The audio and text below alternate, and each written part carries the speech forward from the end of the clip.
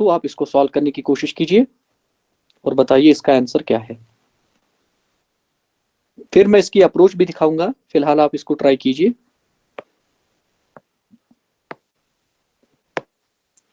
इसी पे एक क्वेश्चन पूछा गया था स्टॉक असिस्टेंट में।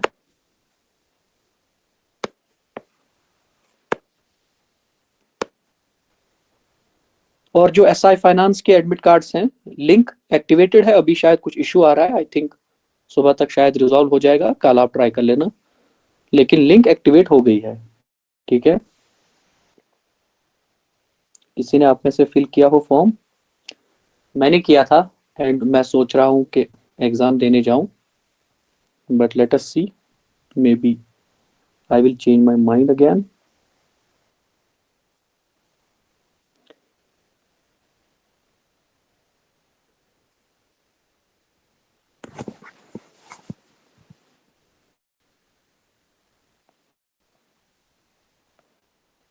कल की वीडियो नहीं चल रही है भाई, उसको डाउनलोड करना है, चल जाएगी। और मे बी शायद कल कुछ स्टॉर्म की वजह से आप क्लास में नहीं आए थे, लेकिन आपको ट्राई करना है कि हर दिन आप लाइव क्लास अटेंड करो। ठीक है, it is better if you join the class live, because मेरे लिए थोड़ा सा मुश्किल है रिकॉर्ड करना।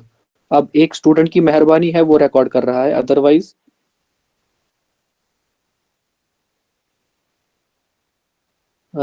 यहाँ पे मेरे पास कोई रिकॉर्ड करने का ऑप्शन नहीं है।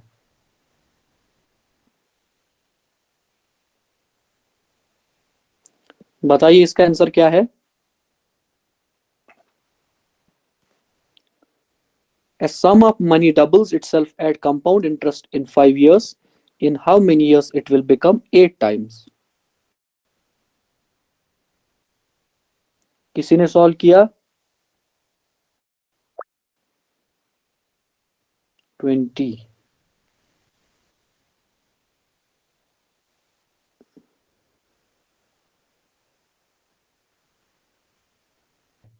इसका मतलब हम यहाँ पे ऐसे लिख सकते हैं, पहले जनरल फॉर्मूला लिखेंगे, amount is equal to P into 1 plus R divided by 100 whole to the power N. Question में दिया हुआ है कि जो सम है, यानी कि जो प्रिंसिपल है, वो 5 साल में डबल हुआ है। इसका मतलब है अगर मेरा प्रिंसिपल एक्स है ना, जो अमाउंट है आफ्टर 5 ईयर्स वो हुआ है 2x। ये वैल्यूज पुट कीजिए, ये वैल्यूज पुट कीजिए, अमाउंट के बदले 2x। आई होप ये समझ में आया सबको, बिकॉज जो प्रिंसिपल है वो डबल हुआ है। अगर प्रिंसिपल x है तो अमाउंट हुआ है 2x into 1 plus are, rate का पता नहीं है, whole raise to the power 5, because 5 साल में जो पैसा है वो डबल हुआ है। यहाँ पे क्या होगा, ये x और x कैंसिल हो जाएगा और 2 बराबर आएगा किसके, 1 plus R divided by 100 whole raise to the power 5। एक इक्वेशन मेरे पास ये आई है, 2 is equal to 1 plus R divided by 100 whole raise to the power 5। एक और इक्वेशन बनाने की कोशिश करेंगे। उसके बाद कहता है कि in how many years it will become 8 times, यानी कि अमाउंट जो होगा वो 8 टाइम्स जो प्रिंसिपल अमाउंट है वो कब होगा। इसका मतलब इस केस में, दूसरे केस में अमाउंट किसके बराबर है, अगर प्रिंसिपल x है तो अमाउंट होगा 8x, p into 1 plus R divided by 100 whole raise to the power n। ये जो n है ये हमें कैलकुलेट करना है। ठीक है, यहाँ पे क्या होगा, यहाँ पे ये जो x एंड x है कैंसिल होगा, यहाँ पे 8 की वैल्यू आएगी 1 plus R divided by 100 whole raise to the power n। 8 को मैं लिख सकता हूं कैसे, 2 raise to the power 3 is equal to 1 plus R divided by 100 whole raise to the power n। ठीक है, अब मैं क्या करूंगा, यहां से एक बार मैं यहां आपको सिखा देता हूं। यहाँ पे मैं क्या करूंगा, अगर मेरे पास कभी ऐसा होगा ना, 2 raise to the power 3 is equal to for example यहां पे है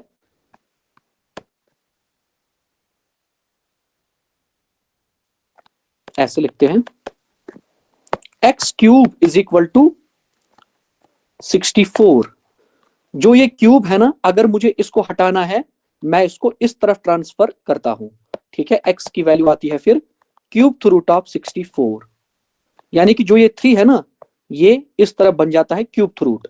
या इन अदर वर्ड्स मैं ये कहूं कि अगर यहाँ पे लिखा है x cube is equal to 64, in other words इसकी मीनिंग होती है x इज इक्वल टू, जब मैं इस क्यूब को इस तरफ ट्रांसफर करता हूं ना, ये आता है 64 रेज टू द पावर 1/3। जैसे स्क्वायर रूट होता है ना, इसका वैल्यू होता है 1/2, वैसे ही अगर क्यूब रूट होगा ना, इसका वैल्यू होता है 1/3। आप इसको ऐसे भी लिख सकते हो, अलाउड है। 64 पावर 1/2 ये किसके बराबर होता है? Under root 64। वैसे ही 64 पावर 1/3 किसके बराबर होता है? Cube root of 64। ठीक है, आई होप ये आपको समझ में आ गया होगा। या दूसरा तरीका क्या है? दूसरा तरीका जो असल में होता है यहाँ पे, अगर एक्स क्यूब बराबर है 64 के, अगर आपको ये क्यूब हटाना है ना, आपको दोनों तरफ पावर लगाना है 1/3, यहाँ पे भी पावर 1/3। यहाँ पे क्या होगा? नीचे बेस है और इस पावर का भी ऊपर पावर है। ऐसे केस में जो पावर होता है इनका मल्टीप्लीकेशन होता है, बेस एक बार और 3 इंटू 1/3, वो कितना आएगा? 3 और 3 कैंसिल, ये आएगा x पावर 1, वही होता है 64 पावर 1/3। ये आप स्क्वायर रूट के केस में भी करते हो। कैसे? स्क्वायर रूट के केस में आप क्या करते हो? अगर x स्क्वायर होता है बराबर 64 के, इसको जब सॉल्व करना होगा, या तो आप सीधा सीधा x को स्क्वायर को इस तरफ ट्रांसफर करके स्क्वायर रूट बनाओ,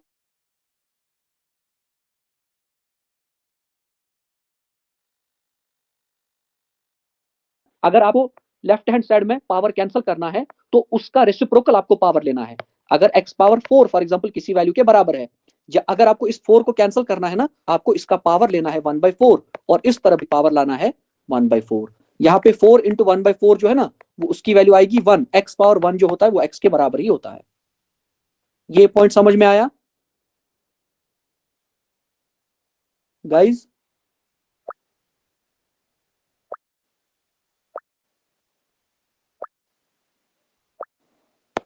यहां पे है 2 पावर 3। अगर मुझे इस पावर को यहां से हटाना है, किसको? इसको, तो मैं क्या करूंगा? मैं दोनों तरफ पावर ले लूंगा 1/3 और इस तरफ भी पावर क्या ले लूंगा? 1/3। यहां पे क्या होगा? 2 raise to the power 3 whole power 1/3। यहां पे हो जाएगा, जो बेस है वो ऐसी ही रहेगी और पावर्स का आपस में मल्टीप्लीकेशन होगा। 3 इंटू 1/3 होता है 1 और 2 पावर 1 होता है 2, और ये किसके बराबर आएगा? 1 प्लस आर डिवाइडेड बाई 100। ये बेस ऐसे ही और इन पावर्स का आपस में मल्टीप्लीकेशन हो जाएगा, ये आएगा n/3। हमारे पास एक और इक्वेशन आई है 2 is equal to 1 plus R divided by 100 whole raise to the power n/3। इसको मैं नाम दे देता हूं इक्वेशन नंबर 2, एंड ये वाली जो है इसको मैं नाम दे देता हूं इक्वेशन नंबर 1। दोनों को आप ऑब्जर्व कीजिए, आपको दिख रहा है इसका लेफ्ट हैंड साइड एंड इसका लेफ्ट हैंड साइड बराबर है। दोनों इक्वेशंस के लेफ्ट हैंड साइड्स बराबर हैं। अगर इनके लेफ्ट हैंड साइड्स बराबर हैं, इसका मतलब मैं इक्वेट कर सकता हूं इनके राइट हैंड साइड। एक इक्वेशन है 2 is equal to 1 plus R divided by 100 whole raise to the power 5। दूसरी इक्वेशन है 2 is equal to 1 plus R divided by 100 whole raise to the power n/3। अगर left hand sides बराबर हैं, इसका मतलब I can equate right hand sides. वो आएगा 1 plus R divided by 100 whole power 5 is equal to 1 plus R divided by 100 whole raise to the power n/3।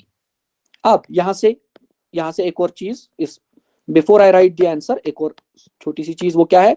अगर कभी यहां पे लिखा है 2 raise to the power 5 is equal to 2 raise to the power x, अगर कभी ऐसे equation दी होगी ना कि जो बेस है वो बराबर है और ऊपर इसका पावर अननोन है लेकिन इसका पावर दिया हुआ है, ऐसे केसेस में आपको क्या करना है? ये इक्वेशन तभी बराबर होंगी जब x की वैल्यू 5 के बराबर होगी। ये इक्वेशन दो बराबर होंगी तब जब x की वैल्यू 5 के बराबर होगी। ठीक है, अगर कभी ऐसा दिया होगा ना, फॉर एग्जाम्पल ऐसे 4 power x is equal to 4 power 13, इसके बाद जो एक और स्टेप होता है वो होता है x इज इक्वल टू 13। मतलब जब ये जो पावर में x है ना, इसकी जब वैल्यू 13 पुट करेंगे ना, तभी आएगा 4 power 13 is equal to 4 power 13, तभी ये इक्वालिटी यहाँ पे जस्टिफाई होगी। समझ में आ रहा है? अगर बीच में इक्वालिटी है एंड दोनों साइड्स बराबर हैं, जो पावर है इनको भी आपको बराबर करना है। ठीक है, इसका मतलब क्या है? यहां पे यही होगा। यहां पे क्या होगा? अगर यहाँ पे दोनों वैल्यूज की जो बेस है अगर आप वो देखोगे ना, इसकी भी है 1+r/100, इसकी भी है 1+r/100। ये एक ही केस में बराबर होंगे, यानी कि ये इक्वालिटी साइन एक ही केस में जस्टिफाई होगा जब 5 बराबर होगा किसके, n/3 के, और n/3 किसके बराबर होगा, 5 के। इसका मतलब जो n है वो बराबर होता है 15। ये आंसर आया है। हमें यही निकालना था कि जो ये सम है ये 58 टाइम्स ऑफ इटसेल्फ कितने साल में होगा, ये होगा 15 ईयर्स में। रिपीट किसको करना है, इजी है, ये मैंने एक्सप्लेन किया इसलिए आपको लग रहा है टफ, अदरवाइज ये टफ बिल्कुल भी नहीं है।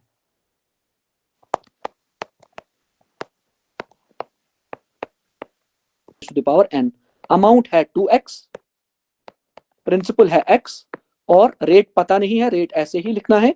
और यहाँ पे वैल्यू क्या रखनी है, यहाँ पे वैल्यू रखनी है 6।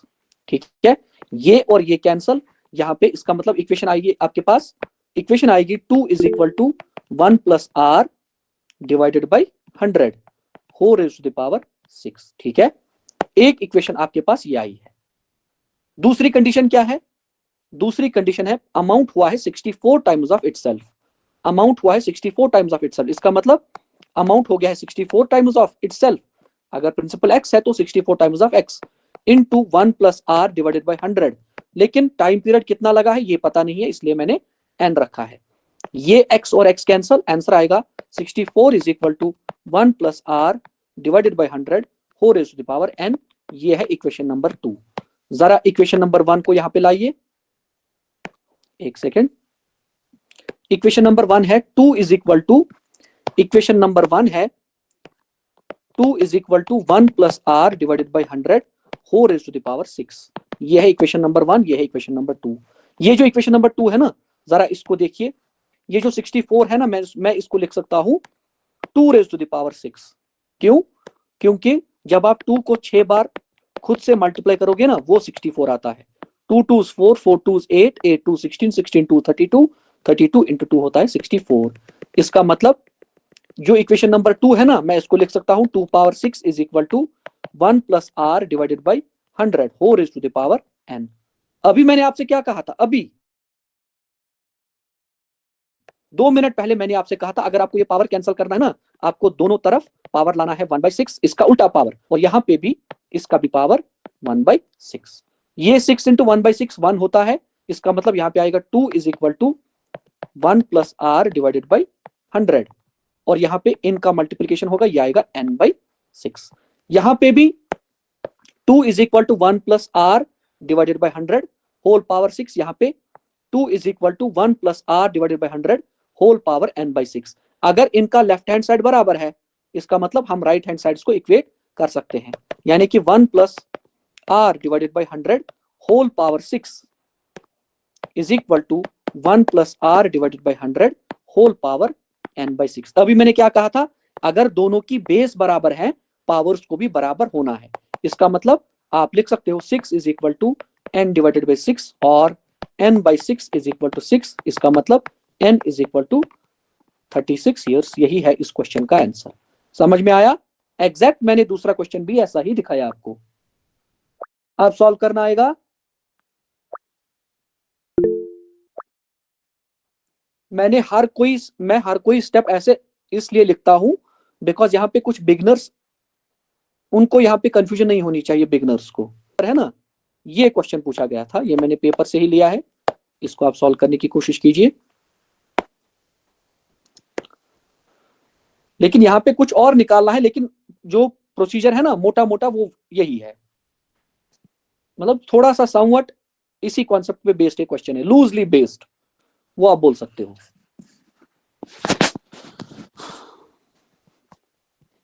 यहाँ पे 2 इक्वेशन नहीं बनानी है मेरे हिसाब से, शायद एक ही इक्वेशन बनेगी, बिकॉज ये नहीं बोला है कि यहाँ पे बस आपको रेट ऑफ इंटरेस्ट निकालनी है। आप यही, बहुत बढ़िया।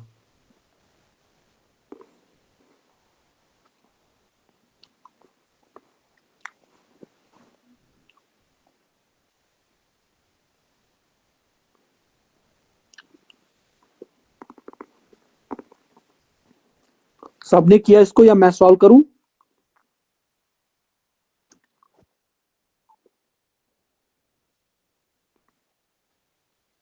मैं सॉल्व करूं क्या इस क्वेश्चन को, या आपने कर लिया?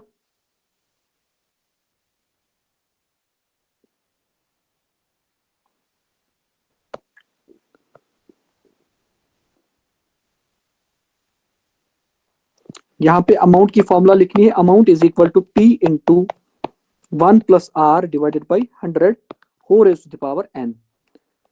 ये कहता है कि a sum becomes 27% of its original value in 3 years, यानी कि टाइम पीरियड दिया हुआ है, अमाउंट दिया हुआ है।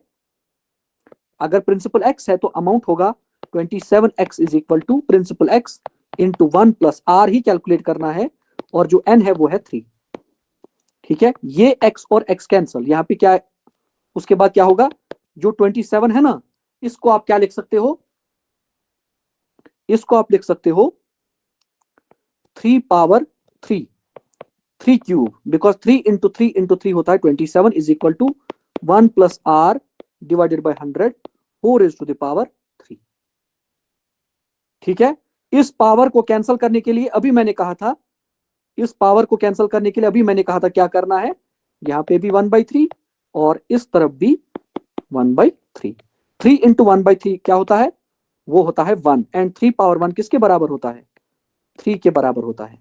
यहां पे भी 3 इंटू 1, 3 इंटू 1/3 वो भी होता है 1 के बराबर। इसका मतलब इस साइड आएगा 1 प्लस आर डिवाइडेड बाई 100।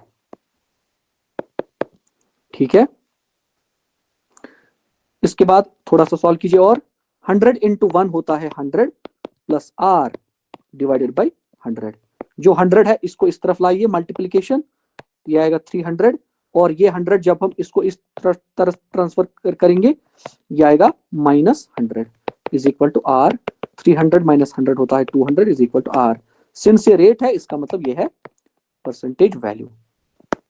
एक और क्वेश्चन कर लेते हैं, जस्ट ए सेकेंड, इसको थोड़ा ध्यान से पढ़ना है। क्वेश्चन क्या है, मैं शॉर्ट में लिखूंगा लेकिन इंग्लिश में मैं उसके बाद क्वेश्चन को पढ़ूंगा। अमित एक बंदा है, इसने क्या किया, इसने पैसा बोरो किया है, इसने उधार लिया है। कितना पैसा उधार लिया है, ₹20,000। किससे लिया है, फ्रॉम हिज फ्रेंड, अपने फ्रेंड से लिया है। ठीक है, एट 15% पर एनम, लेकिन सिंपल इंटरेस्ट पे लिया है। अमित जो है, इसने कितना पैसा उधार लिया है, ₹20,000 अपने दोस्त से, एंड जो रेट ऑफ इंटरेस्ट है ना, वो है 15% पर एनम, लेकिन सिंपल इंटरेस्ट। जो अमित है ना, अमित, इसने तो खुद उधार लिया, लेकिन ये पैसा जो उसने उधार लिया है ना, ये इसने किसी और को उधार दिया है। अमित ने ये पैसा लेंड भी किया है, किसको, तरुण को। अमित ने ये पैसा लेंड किया है तरुण को एट द सेम रेट, यानी कि रेट ऑफ इंटरेस्ट वही है 15%, बट कंपाउंडेड एनुअली, लेकिन कंपाउंड इंटरेस्ट पे। रेट ऑफ इंटरेस्ट वही है, लेकिन कंपाउंडेड एनुअली का मतलब है कंपाउंड इंटरेस्ट लग रहा है।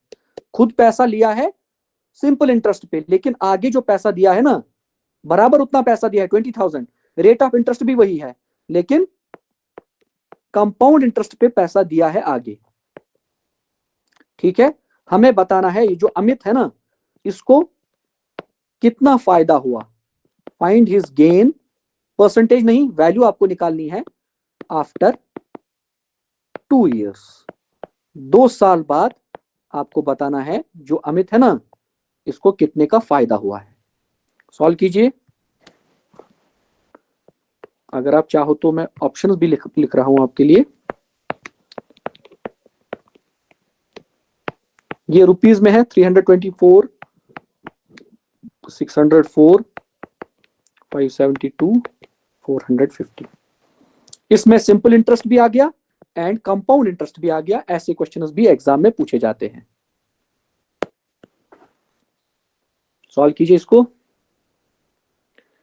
Amit borrowed rupees 20,000 from his friend at 15% per annum simple interest. And इसने क्या किया है, इसने ये पैसा जो है ये उधार दिया है, किसको, तरुण को, ठीक है, at the same rate of interest, लेकिन कंपाउंडेड एनुअली। आपको बताना है 2 साल बाद जो अमित है इसको कितने का फायदा हुआ, रुपीज में आपको बताना है। इसने पैसा उधार लिया है 20,000 15% पर एनम सिंपल इंटरेस्ट पे, और इसने यही पैसा तरुण को दिया है same rate of interest but compounded annually. हमें 2 साल बाद देखना है कि इसको कितने का फायदा हुआ है।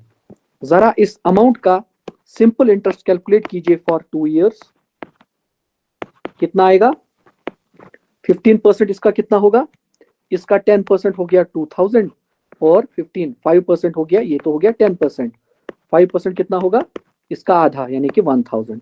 इसका मतलब क्या है, इसका मतलब है 15% इसका हो गया 3,000, पहले साल का 3,000, दूसरे साल का 3,000, सिंपल इंटरेस्ट फॉर 2 इयर्स जो अमित है वो इसको पे करना है 6,000, ठीक है। लेकिन अमित ने क्या किया, ये जो पैसा अमित को मिला है ये इसने दिया है तरुण को at the same rate of interest लेकिन कंपाउंडेड एनुअली। इसका मतलब जो 20,000 है इस पे हमें 2 साल का कंपाउंड इंटरेस्ट कैलकुलेट करना है, बिकॉज तरुण जो है वो कंपाउंड इंटरेस्ट पे करेगा किसको, अमित को। पहले साल के लिए जितना कंपाउंड इंटरेस्ट होता है, जितना सिंपल इंटरेस्ट होता है उतना ही कंपाउंड इंटरेस्ट भी होता है। दूसरे साल के लिए एक तो ये 3,000, दूसरा इसका 15%, वो कितना आएगा, इसका 10% हो गया 300 और 5% हो गया 150 यानी कि 450, ठीक है। और 2 साल का टोटल कंपाउंड इंटरेस्ट कितना बनेगा, 6,450 रुपीज।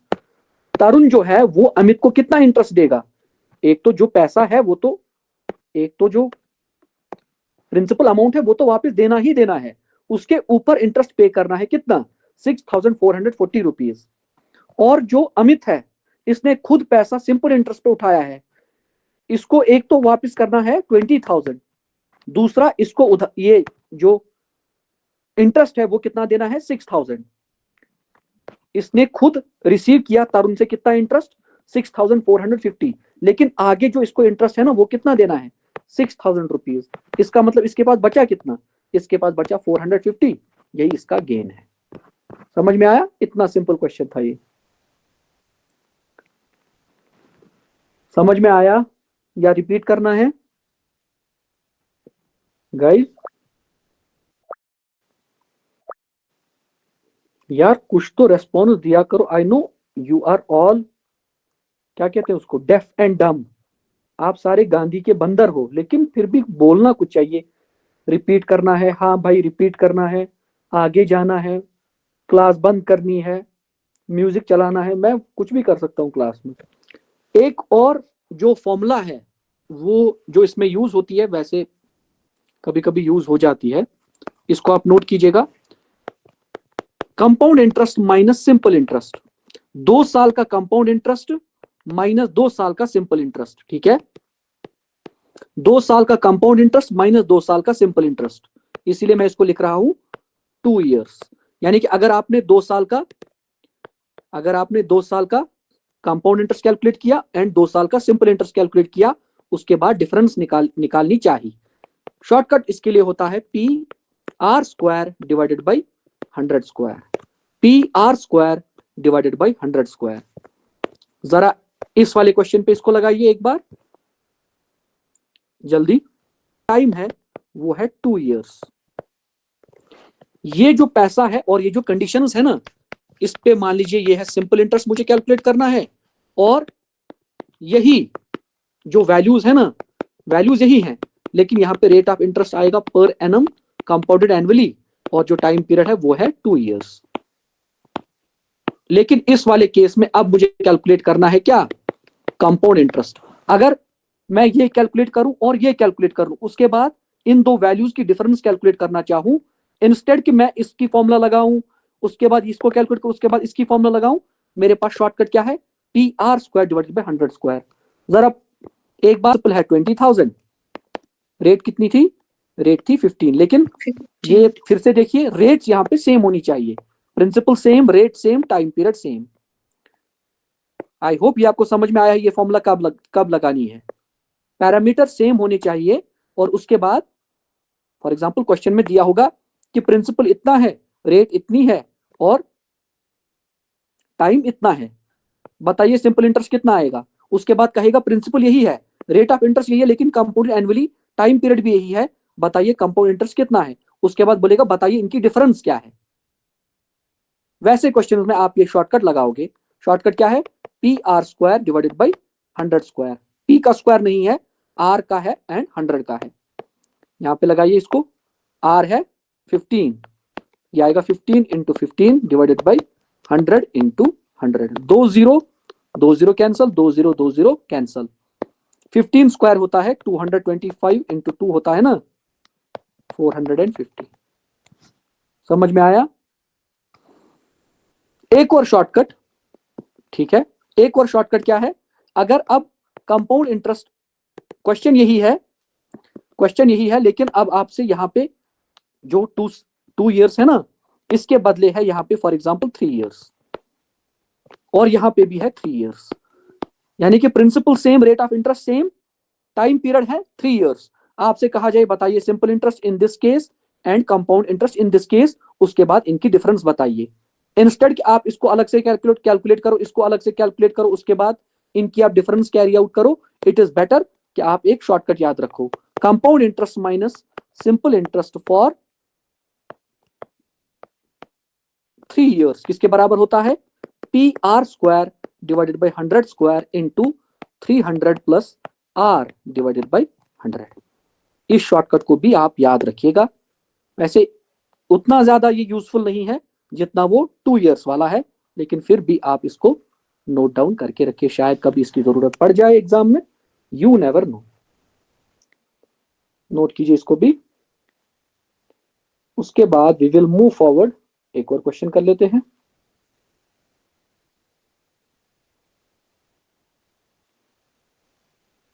क्वेश्चन लिखिए,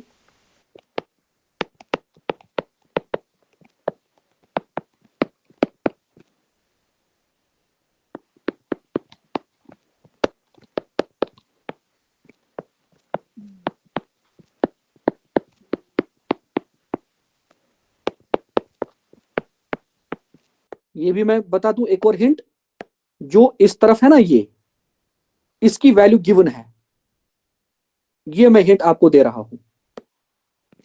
सॉल्व कीजिए और बताइए आंसर। ऑप्शंस भी मैं लिख रहा हूं आपके लिए।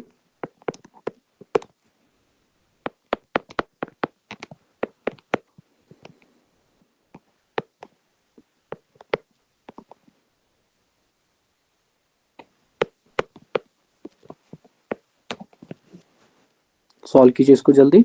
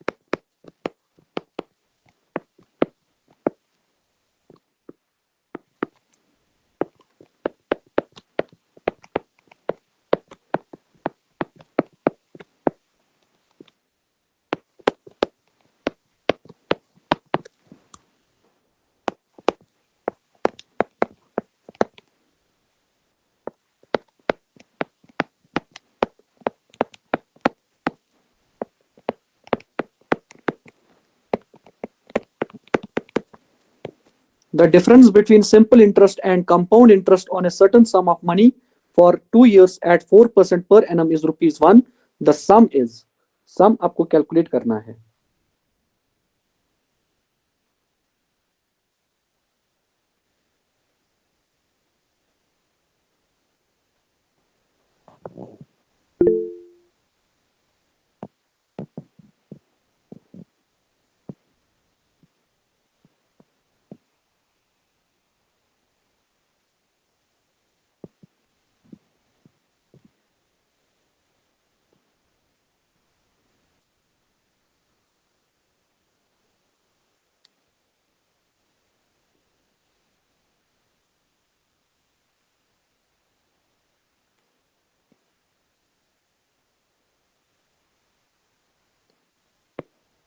सबने इसको सॉल्व किया?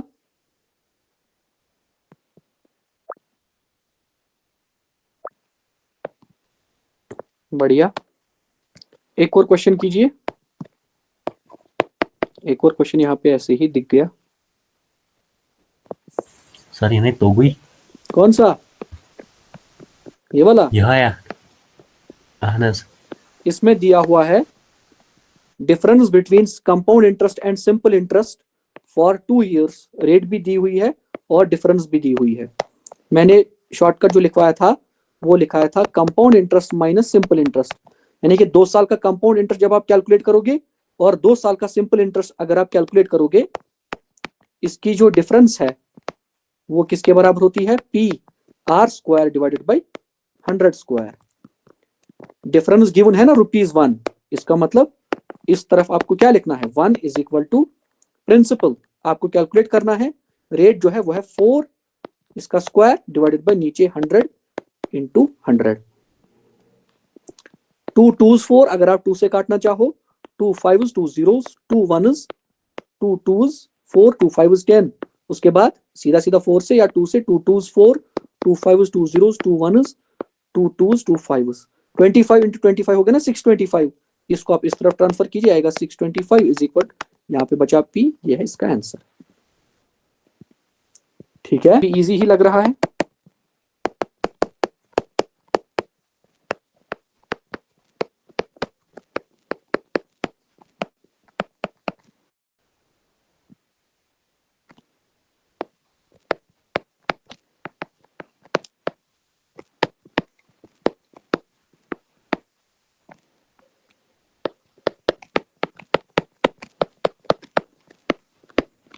इस केस में आपको डिफरेंस कैलकुलेट करनी है, इस चीज का ध्यान रखिए आप।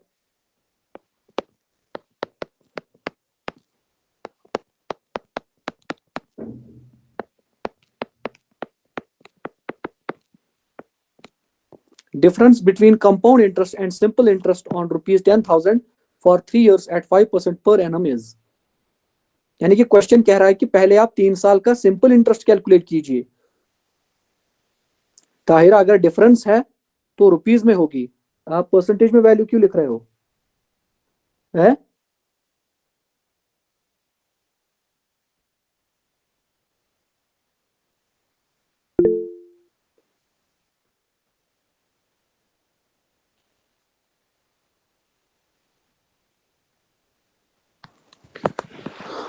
अब एक थोड़ा सा हट के क्वेश्चन कर लेते हैं।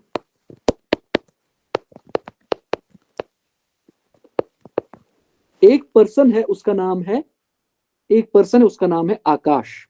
आकाश ने क्या किया? आकाश ने बैंक से बोरो किया कुछ पैसा। वो पैसा है ₹72,000। आकाश ने बैंक से कितना पैसा उठाया? 72,000। किस लिए? बाइक परचेज करने के लिए। ठीक है, इसको बोला गया है कि जो रेट ऑफ इंटरेस्ट इस लोन पे लगेगी वो है 10% per annum compounded annually. 10% per annum compounded annually. ठीक है, क्वेश्चन क्या है? क्वेश्चन है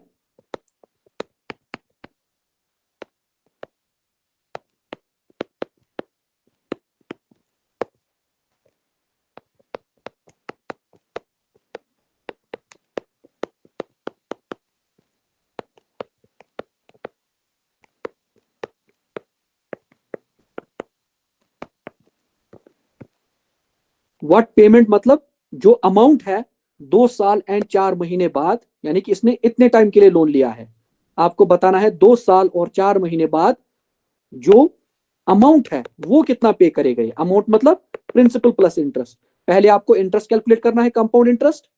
ठीक है, 2 साल 4 महीने के लिए, उसके बाद उसको प्रिंसिपल में ऐड करना है, उसके बाद ही आपका आंसर आएगा। सॉल्व कीजिए इसको।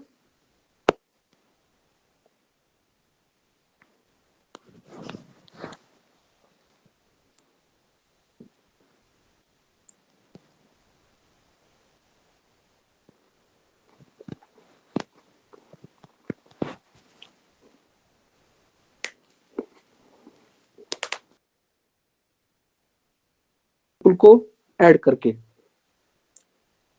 ना ना ताहिर, आपका आंसर गलत है।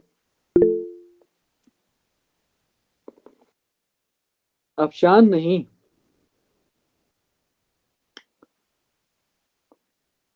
अभी अगर मैं हिंट दूंगा ना फिर यहाँ पे आंसर्स की लाइन लगेगी, because that's the catch in this question.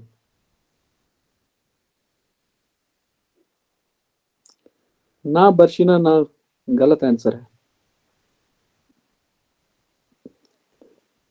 कौसिया लिख रही है मंथ। हाँ तो वही है ना, मंथ अगर है तो बताइए इसका क्या करना है।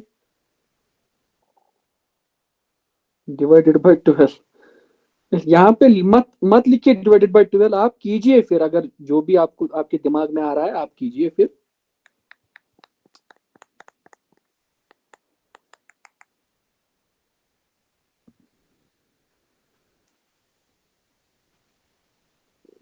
अभी तक एक भी स्टूडेंट का सही आंसर नहीं आया है। ना ना हिना गलत है, आकिब भाई गलत है। 1000 दहशत सा सर। ना भाई, मैं सॉल्व करूं इसको। अब आप हार, सर वेंकटेश अब आप हार मान लीजिए, मैं इसको सॉल्व कर लेता हूँ। सेकंड। ठीक है, कोई और ट्राई करना चाहे तो कर सकता है।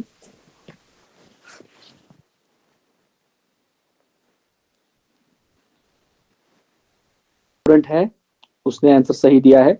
अफशान, आपका आंसर सही आया है दूसरी बार या तीसरी बार। अफशान का आंसर सही है, वेरी नाइस। और एक और स्टूडेंट है आपका यलेरवा या जो भी नाम है, Barshina, you finally you got it, सही है, वेरी नाइस। मतलब ऐसे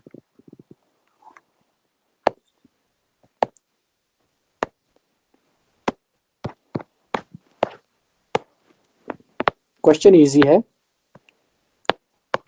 लेकिन हम उसको इस पेज पे करेंगे।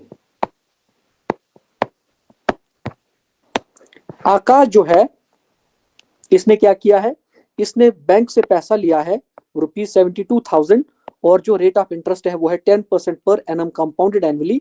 इसने एक बाइक ली है। हमें बताना है कि जो 2 साल एंड 4 महीने बाद ये कितना अमाउंट पे करेगा।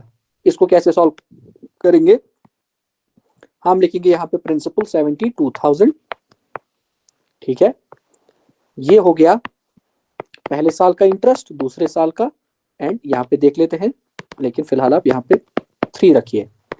पहले साल के लिए जितना सिंपल इंटरेस्ट होता है उतना ही कंपाउंड इंटरेस्ट भी होता है। 10% मतलब 7,200, और इसको सीधा सीधा यहाँ पे कॉपी करना होता है दूसरे साल में, और इसका 10% मतलब 720। अगर आपको याद होगा, मैंने वैसे ये अभी कॉन्सेप्ट जो है ये नहीं पढ़ाया है, लेकिन ये बताया है कि जो कंपाउंड इंटरेस्ट है इसकी मीनिंग होती है इंटरेस्ट ऑन इंटरेस्ट। यानी कि तीसरे साल में एक तो इस पे इंटरेस्ट आपको कैलकुलेट करना है, जो रेट ऑफ इंटरेस्ट होगी, देखते हैं अभी कैसे होता है वो, और इस पे इंटरेस्ट कैलकुलेट करना है, इस पे इंटरेस्ट कैलकुलेट करना है, और इस वाले पोर्शन पे आपको इंटरेस्ट कैलकुलेट करना है। ठीक है, दूसरे साल में अगर आप समझना चाहो, एक तो आपने इस पे इंटरेस्ट कैलकुलेट किया है और इस पे इंटरेस्ट कैलकुलेट किया है। वैसे ही तीसरे साल में एक तो इस पे इंटरेस्ट, दूसरा इस पे एंड इस पे। ठीक है, आप देख लीजिए, ये आप हमेशा याद रखोगे। कॉन्सेप्ट क्या है यहां पे है ना, फॉर एग्जाम्पल क्वेश्चन है principal is equal to 10,000, rate of interest is equal to 10% per annum, लेकिन कंपाउंडेड हाफ ईयरली। अब मैंने क्या बोला, रेट ऑफ इंटरेस्ट क्या है, 10% per annum compounded half yearly. Compounded half yearly का मतलब होता है कि पहले हम लिखते थे क्या, पहले हम लिखते थे 10% पर एनम कंपाउंडेड एनुअली। इसका मतलब था कि हर साल, यानी कि साल खत्म होने पर आपके अकाउंट में जो इंटरेस्ट है वो क्रेडिट होता था। लेकिन कंपाउंडेड हाफ ईयरली का मतलब होता है आफ्टर एवरी 6 मंथ्स जो इंटरेस्ट है वो आपके अकाउंट में क्रेडिट होता है। 10% per annum rate of interest 1 साल के लिए है, कंपाउंडेड हाफ ईयरली का मतलब है after every 6 months interest will get credited to your account.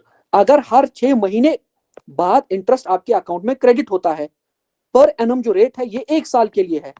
अगर हर 6 महीने बैंक आपके अकाउंट में पैसा जमा करता है इंटरेस्ट का जो बनता है आपके प्रिंसिपल पे, लेकिन जो रेट है बैंक में वो 1 साल पर ईयर की रेट है। ऐसा थोड़ी होगा कि आपको हर 6 महीने बाद आपके अकाउंट में इंटरेस्ट का जो अमाउंट है उसको क्रेडिट किया जाएगा और आपको 10% 1 साल का इंटरेस्ट दिया जाएगा। नहीं, अगर 10% per annum compounded half yearly लिखा होगा ना, आप किस हिसाब से जो रेट है ना इसको आप डिवाइडेड बाय 2 करोगे। 10% पर एनम इसका मतलब आप 5% के हिसाब से कैलकुलेशन करोगे। समझ में आया? मे बी कुछ स्टूडेंट्स कंफ्यूज हो गए हैं क्या बोल रहा है।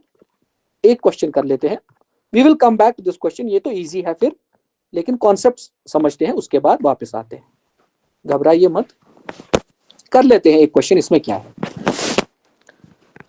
फॉर एग्जाम्पल मैंने कहा कि जो प्रिंसिपल है वो है 15,000, रेट ऑफ इंटरेस्ट है, रेट ऑफ इंटरेस्ट जो है ये है 10% पर एनम, लेकिन मैंने बोला compounded half yearly. Compounded half yearly, compounded half yearly अभी मैंने आपको समझाया, हर 6 महीने बाद जो इंटरेस्ट है वो आपके अकाउंट में क्रेडिट होता है।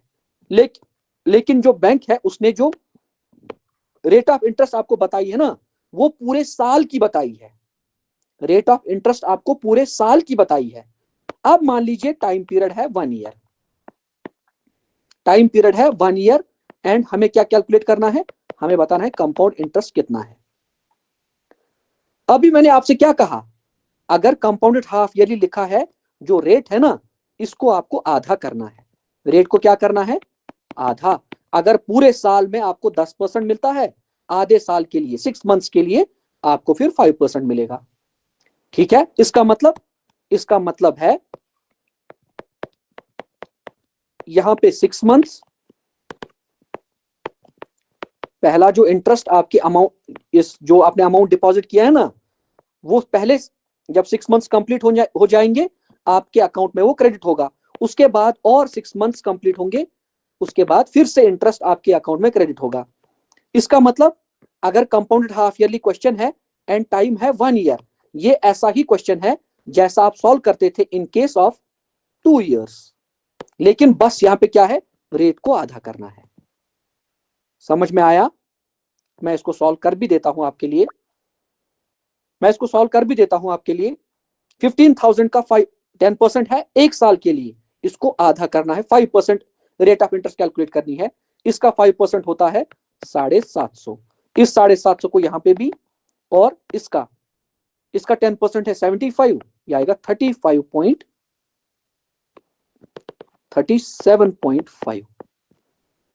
इसका 10% होता है 75, उसी का मैंने आधा लिया बिकॉज मुझे इसका भी 5% कैलकुलेट करना है।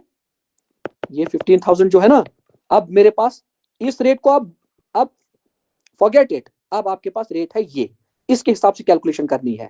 इसका 5% यहां पे मैंने लिखा, उसके बाद दूसरे साल में क्या होता है, इसका 5% और इसका 5%, इनको आप ऐड कीजिए, आपके पास कंपाउंड इंटरेस्ट की वैल्यू आ जाएगी for 1 year when compound interest has been compounded half yearly. समझ में आया? फिर से मैं एक बार इसको क्लैरिफाई करूंगा फिर से। इन शॉर्ट आपको याद क्या रखना है, इन शॉर्ट आपको याद रखना है, अगर रेट ऑफ इंटरेस्ट, अगर जो भी है, अगर वो कंपाउंडेड हाफ ईयरली है, रेट ऑफ इंटरेस्ट गिवन होगी फॉर एग्जांपल 20% पर एनम, पूरे साल की रेट ऑफ इंटरेस्ट गिवन होगी, लेकिन उसके बाद लिखा होगा, जैसे मैं लिखता था ना पर एनम कंपाउंडेड एनुअली, इसके बदले वहां पे लिखा होगा कंपाउंडेड, इसके बदले वहां पे लिखा होगा ये कंपाउंडेड हाफ ईयरली। इस केस में आप क्या करोगे, स्टेप नंबर 1, रेट को आप 2 से डिवाइड करोगे, उसके बाद जो वैल्यू आएगी ना, जैसे इन दिस केस 10%, सारी कैलकुलेशन आप इसके बेसिस पे करोगे। दूसरा पॉइंट जो है, जो टाइम पीरियड है ना, इसको आप मल्टीप्लाई करोगे 2 से। अगर टाइम पीरियड 1 है ना, आप इसको मल्टीप्लाई कर लेना, 1 ईयर है तो आप 2 साल का कैलकुलेट करना, जैसे आप 2 साल की कैलकुलेशन करते थे ना वैसे आपको करनी है। अगर टाइम पीरियड 2 इयर्स होगा, इसको आप मल्टीप्लाई करिएगा 2 से, आपको 4 साल के लिए कैलकुलेशन करनी है। अगर फिर 4 साल की कैलकुलेशन करिए, फिर आप फॉर्मूला के थ्रू भी जा सकते हो। Compound interest is equal to P into 1 plus R divided by 100 whole power n minus 1। आप इसके थ्रू भी फिर जाइए। अगर n की वैल्यू 4 है, 6 है, 8 है, जो भी होगी, टाइम को डबल करना है, बिकॉज एक साल में 6 महीने 2 बार आते हैं, 6 मंथ्स प्लस 6 मंथ्स। अगर हर 6 महीने बाद इंटरेस्ट आपके अकाउंट में क्रेडिट होता है, तो जब टाइम पीरियड ईयर्स में गिवन होगा ना, उसको आप जब आप हाफ ईयर्स में तोड़ोगे ना, वो डबल हो जाता है। अगर टाइम है 4 ईयर्स, इसका मतलब है 8 हाफ ईयर्स, इसीलिए टाइम पीरियड 8 हो जाएगा, बिकॉज रेट को मैंने पहले ही आधा कर लिया। समझ में आया? रिपीट करना है तो बताइए। वैसे ही अगर कभी ऐसे गिवन होगा, वो बोलेगा कि जो भी प्रिंसिपल वगैरह जो भी है, वो बोलेगा रेट ऑफ इंटरेस्ट है। फॉर एग्जांपल यहां पे मैं कुछ वैल्यू ले रहा हूं जो जल्दी कट जाए, अदरवाइज कुछ भी हो सकती है। वो बोलेगा रेट ऑफ इंटरेस्ट है 30% पर एनम, लेकिन वो बोलेगा कंपाउंडेड क्वार्टरली, कंपाउंडेड क्वार्टरली। ऐसे केस में आप क्या करोगे? क्वार्टरली का मतलब होता है हर 3 महीने बाद अब इंटरेस्ट आपके अकाउंट में क्रेडिट होता है। लेकिन कंपाउंड इंटरेस्ट, इस केस में आप क्या करोगे? जो रेट है इसको आप 4 से डिवाइड करोगे, बिकॉज एक साल में 4 क्वार्टर होते हैं। ये पूरे साल की रेट है। ऐसा थोड़ी है कि आपको 3 महीने बाद इंटरेस्ट मिलेगा और 30% पे मिलेगा, नहीं। इसका भी 4 से आपको डिवाइड करना है, यह आएगा 7.5%। अगर टाइम 1 ईयर है, इसको आप क्वार्टर्स में जब तोड़ोगे ना, आपके पास टाइम 4 आएगा। जहां पे n की वैल्यू है ना, वहां पे आपको 4 पुट करना है और रेट की वैल्यू ये डालनी है। समझ में आया? यहाँ पे लास्ट में है 2 साल के लिए हमने कैलकुलेशन कर ली। अब यहाँ पे बचा है 4 महीने। अगर 4 महीने बाद ही इसको पैसा वापस करना है, इसका मतलब जो तीसरा साल जब आएगा ना, बस इन्हीं 4 महीने के लिए इसको इंटरेस्ट पे करना है। अगर पूरे साल का इंटरेस्ट है 10%, इसका मतलब इसके 3 हिस्से हो जाएंगे, 4 प्लस 4 प्लस 4। पूरे साल की रेट 10%, इसको भी डिवाइड करना है 3 से। आप देखिए यहां पे जब रेट होती थी और मैंने बोला था कंपाउंडेड क्वार्टरली, आपने रेट को डिवाइड किया 4 से। मैंने बोला कंपाउंडेड हाफ ईयरली, आपने रेट को डिवाइड किया किससे? 3 से। अब जब हर 4 महीने बाद इंटरेस्ट आपके अकाउंट में क्रेडिट होगा या इसको देना है, इसका मतलब जो रेट है ना, अब इसको डिवाइड होगा 3 से। हाफ ईयरली यहाँ पे 2 से डिवाइड करना था। इस केस में 4 महीने प्लस 4 महीने प्लस 4 महीने, रेट जो है इसको 3 से डिवाइड करना है। रेट जो है ना 10%, इसको डिवाइड बाई 3 करना है। इसका मतलब क्या है? इसका मतलब है आपको कैलकुलेट करना है 10 डिवाइडेड बाई 3 इंटू 1/100 इंटू 72,000। यही होता है 10/3% ऑफ 72,000। आपको कैलकुलेट करना है। कितना आएगा? ये 0 2 0 कैंसल, यहां पे आएगा 3 2 6, बचा कितना? 1 3 4 12, 3 zeros, 240 इंटू 10 हो गया 2400। ये तो मैंने कैलकुलेट किया इसका। उसके बाद एक इसका भी तो निकालना है ना, 10/3 इंटू 1/100 इंटू 7200। ये 2 0 कैंसल, उसके बाद 3 1s, 3 2 6 3 4s, 24 इंटू 10 हो गया 240। ठीक है, ये इस पोर्शन का हो गया। उसके बाद इस पोर्शन का कितना आएगा? अगर इस वाले का था 10/3% 240, इस वाले का भी 10/3% कितना आएगा? 240। इसके बाद बस इस वाले पोर्शन का कैलकुलेट करना है, 10/3 इंटू 1/100 इंटू 720। ये 0 ये 0 ये और ये 3 2 6 3 4 यानी कि 24। ये जो यहाँ पे पीसेस है ना, इनको ऐड करना है, आपके पास कंपाउंड इंटरेस्ट की वैल्यू आएगी। इनको ऐड कीजिए, 240 प्लस 240 आएगा, ये दो पार्ट्स हैं, 14,400 प्लस 2,400 आएगा, प्लस 480 प्लस 720 प्लस 24, ये आएगा 4 2 1 कैरी,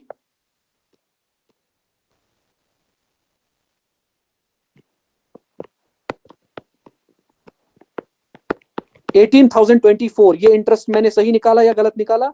अगर गलत निकाला है तो फिर मैंने कहीं पे कैलकुलेशन मिस्टेक की होगी, ठीक है। अगर ये इंटरेस्ट की वैल्यू गलत आई है तो मैंने कहीं पे कैलकुलेशन मिस्टेक की होगी, लेकिन जो मेथड है ना वो एग्जैक्टली यही है। उसके बाद बस आपको क्या करना है, जो अमाउंट है ना वो बराबर होता है प्रिंसिपल प्लस इंटरेस्ट। प्रिंसिपल है आपका 72,000, इसमें आपको ये इंटरेस्ट ऐड करना है, आपके पास अमाउंट की वैल्यू आ जाएगी। उतना ही पैसा इसको 2 साल एंड 4 महीने बाद पे करना है, ठीक है। मैंने आपको ये भी समझाया कि समझ में आया, रिपीट करना है।